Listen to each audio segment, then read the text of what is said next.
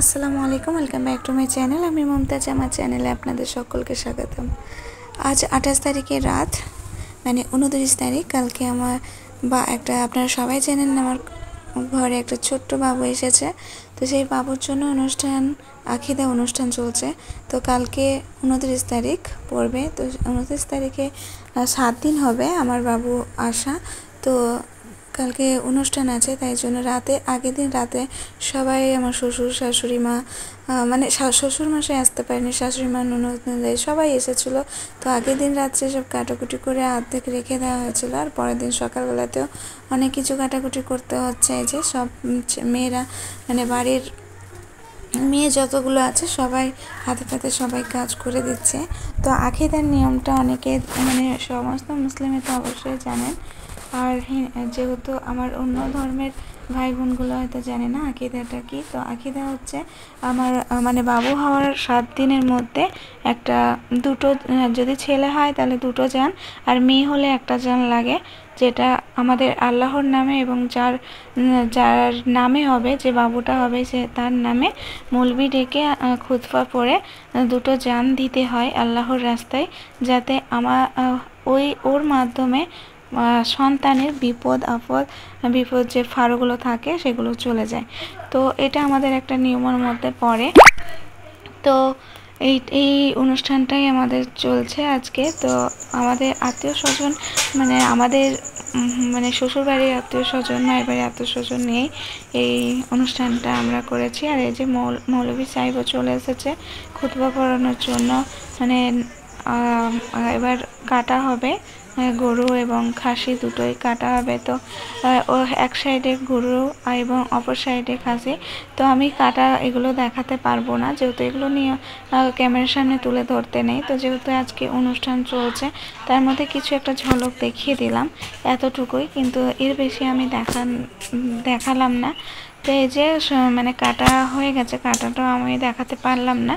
তো কাটা হয়ে গেছে, এবার মানে মাংসগুলো ভাগ করে গরিবদের মাঝে বিলিয়ে দেওয়া হয় এবং আত্মীয় স্বজনের মাঝে বিলিয়ে দেওয়া হয়, মানে সবাইকে বিলিয়ে দেওয়া হয় এই মাংসগুলো।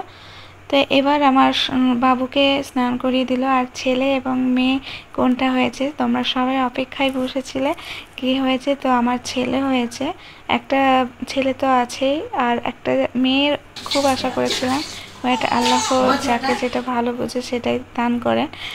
তো আমাকে আরও একটা ছেলে দিয়েছে। তো তোমরা সবাই আমার ছেলের জন্য দোয়া করো, যেন আমার সন্তান মানুষের মতো মানুষ হয় এবং সমস্ত বিপদ আপদের হাত থেকে আমার সন্তান যেন রক্ষা পায়।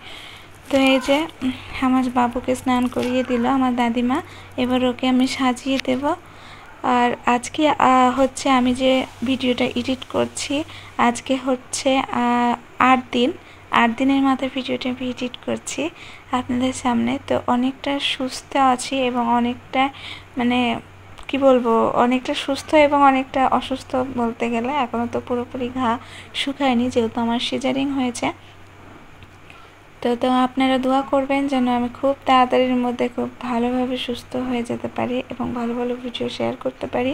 আমার রিচ একদমই কমে গেছে। এখানে সকালবেলা ছোলার ডাল, আলু দিয়ে, তারপরে লুচি, মিষ্টি, বুন্দি সবই ছিল। আর দুপুরবেলায় ছিল ভাত, 2 রকমের মাংস, পটল চিংড়ি দিয়ে, আলু পটল চিংড়ির তরকারি, ডাল, এসব সবই ছিল, চাটনি ছিল। কিন্তু যেটা আমার হাতের কাছে ছিল সেটাই আমি ক্যামেরা করে আপনাদের সাথে শেয়ার করতে পারছি, যেহেতু আমি সিজারে হাঁটা চলা বেশি করতে পারছি না। তো তাই জন্য খুব ভালোভাবে আমি ক্যামেরাটা করে উঠতে পারছিলাম না। যতটুকু আমার সাধ্যে ছিল ততটুকুই আপনাদের কাছে শেয়ার করে দিলাম। আর এদিকে পাঁপড় ভাজা হচ্ছে, পাঁপড় ভাজা আছে, আর থামস আপ অনেক কিছুই ছিল, যেটা সমস্ত কিছু আমি দেখাতে পারলাম না। তো এখানে আমার ছোট ননদ সমস্ত কিছু খাওয়া দাওয়ার অ্যারেঞ্জমেন্ট করছে ওইদিকে, মানে পাশে আমার মামার বাড়ি।